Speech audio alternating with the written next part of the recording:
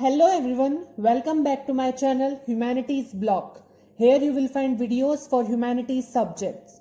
So today I am going to tell you the chapter 7 of India People and Economy book, that is Mineral and Energy Resources.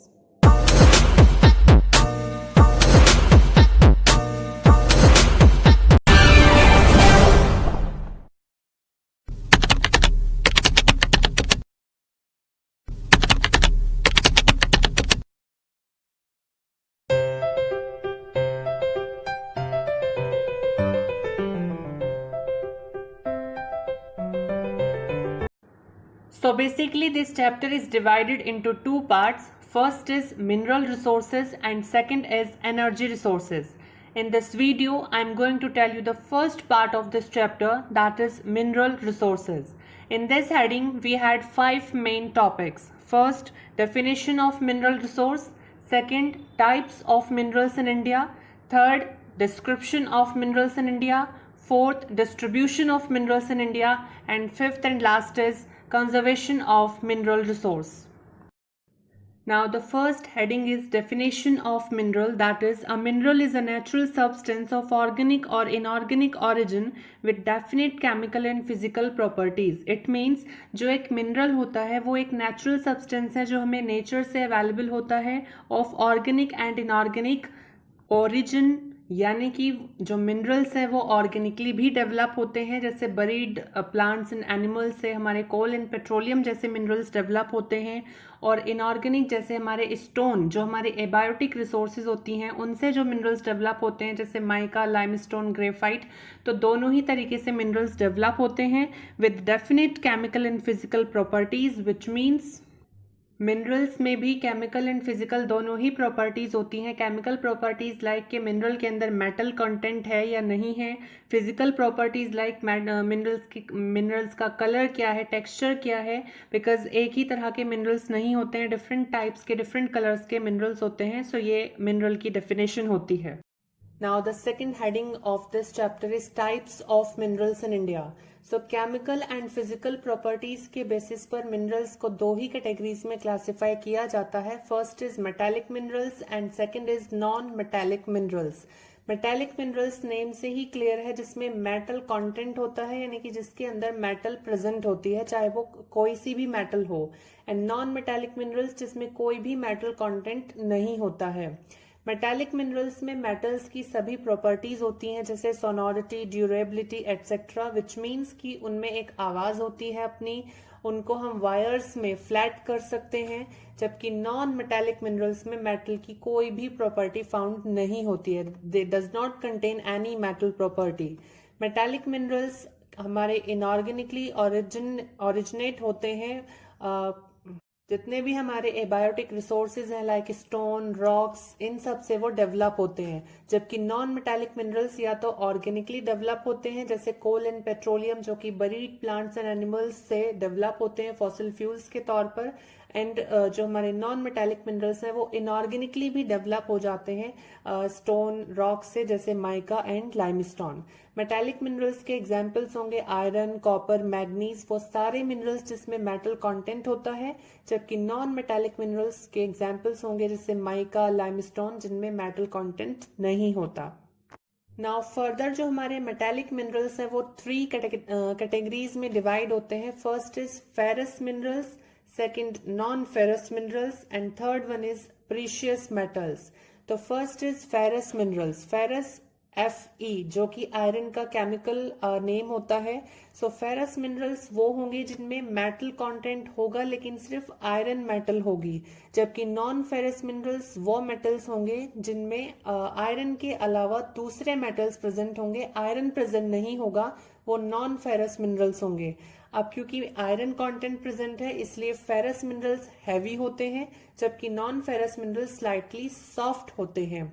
Ferrous minerals के examples होंगे iron itself, manganese, जबकि non ferrous minerals के होंगे copper, bauxite. Now the precious metals, जो हमारे gold, silver, platinum, ये minerals हैं। वैसे तो ये भी नॉन फेरस मिनरल है क्योंकि इनके अंदर आयरन कंटेंट नहीं है, लेकिन क्योंकि इनकी एक अपनी इंपॉर्टेंस होती है, ये मेटल्स कॉस्टली होते हैं, इसलिए इनको एक थर्ड कैटेगरी में रखा गया है under the metallic minerals. Now the next heading is distribution of minerals in India. देखिए, जो इंडिया में मिनरल्स हैं वो अनइवनली डिस्ट्रीब्यूटेड हैं ऑल ओवर द इंडिया। कहीं पर ज्यादा है, कहीं पर कम है। सो अनइवनली डिस्ट्रीब्यूशन है मिनरल्स का like the other resources. And एक इनवर्स रिलेशनशिप है इंडिया के अंदर मिनरल्स के क्वालिटी एंड क्वांटिटी के बीच में। जो गुड क्वालिटी के मिनरल्स हैं वो लेस क्वांटिटी में अवेलेबल है, जबकि जो लेस क्वालिटी के मिनरल्स हैं वो हमारे ज्यादा क्वांटिटी में अवेलेबल हैं। एंड एज वी नो, जो मिनरल रिसोर्स है ये एक नॉन रिन्यूएबल रिसोर्स होती है, जो कि एक बार इफ एग्जॉस्टेबल हो जाती है तो वो दोबारा से रेप्लेनिश नहीं हो सकती है। मिलियंस ऑफ ईयर्स बाद वो दोबारा से रीजनरेट होगी। इसलिए हमें नीड है कि हम मिनरल रिसोर्स को वेस्ट ना करें और उसको कंजर्व करके रखें for ourselves also and for the future generations also. So minerals हमारे इंडिया के अंदर 3 ब्रॉड बेल्ट्स में कंसंट्रेटेड हैं। First is north eastern plateau region, second south western plateau region and third is north western reason.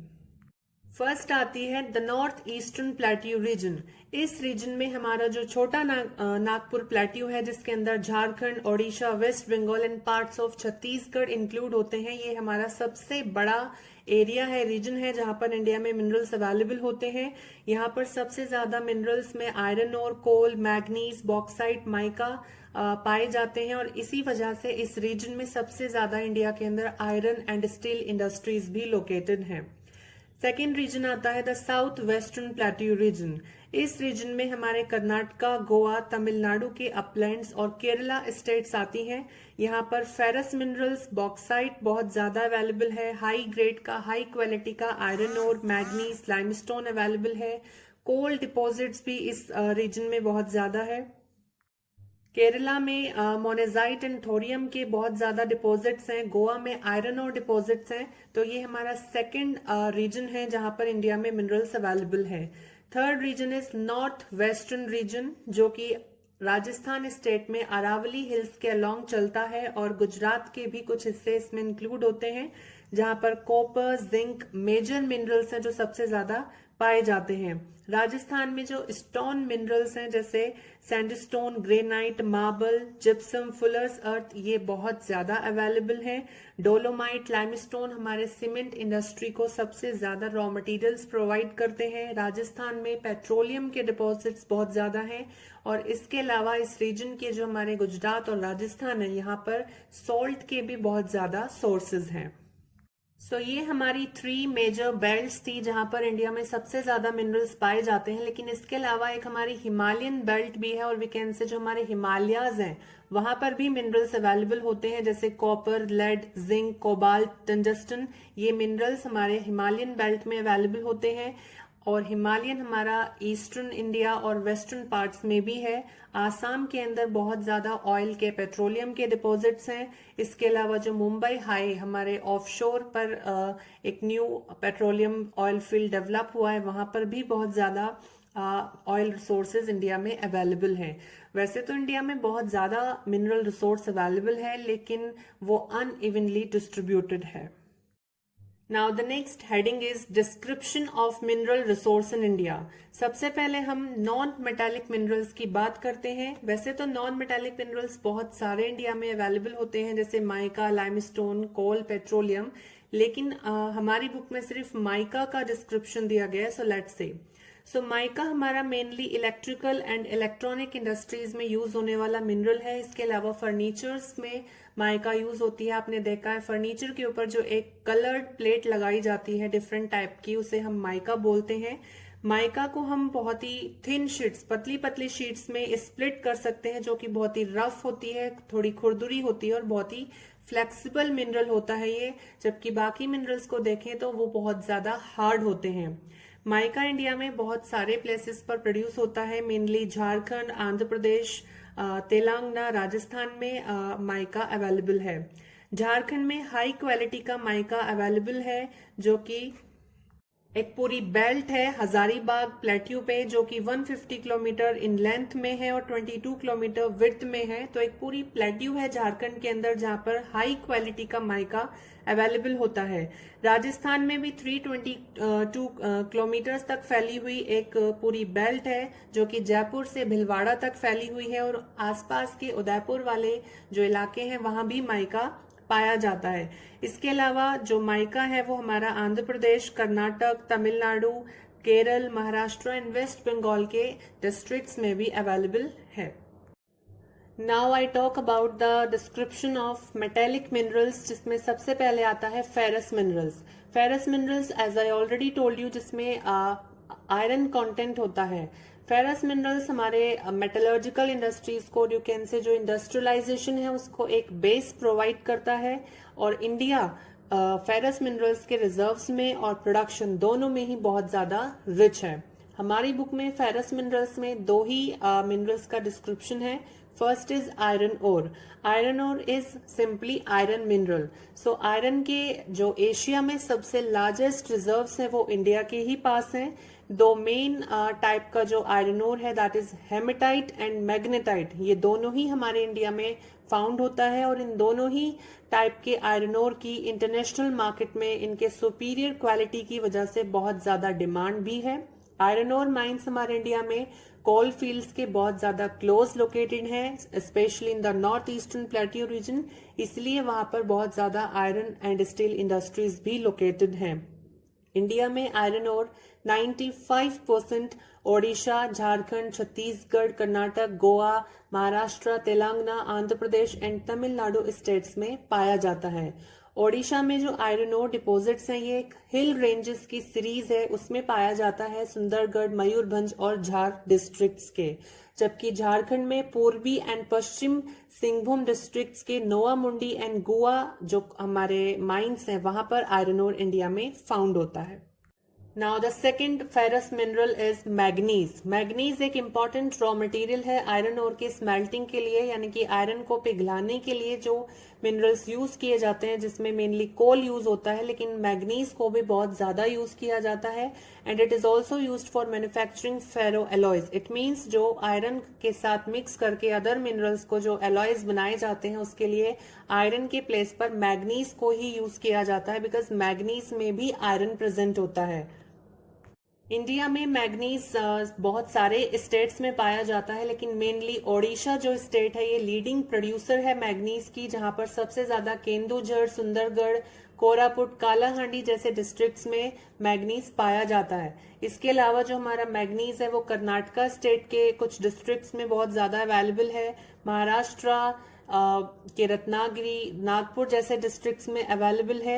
लेकिन महाराष्ट्र में एक disadvantage है क्योंकि यहाँ पर जो मैग्नीज के माइंस है वो स्टील प्लांट से बहुत ज्यादा इंडस्ट्रीज से दूर है, जिस वजह से थोड़ा कॉस्ट इंक्रीज हो जाता है वहां पर प्रोडक्शन का। इसके अलावा मध्य प्रदेश, तेलंगाना, गोवा, झारखंड में भी मैग्नीज माइनर क्वालिटी में और क्वांटिटी में अवेलेबल होता है। Now the second category of metallic mineral is non-ferrous minerals. Non-ferrous minerals में हमारे चैप्टर में बॉक्साइट एंड कॉपर का डिस्क्रिप्शन दिया गया है। सो इंडिया में non ferrous minerals unlike the ferrous minerals इतने ज्यादा अवेलेबल नहीं है, इतनी अच्छी क्वालिटी के अवेलेबल नहीं है। तो फर्स्ट इज कॉपर, जिसे हिंदी में हम तांबा कहते हैं। सो कॉपर एक इंडिस्पेंसिबल मेटल है इलेक्ट्रिकल इंडस्ट्री में।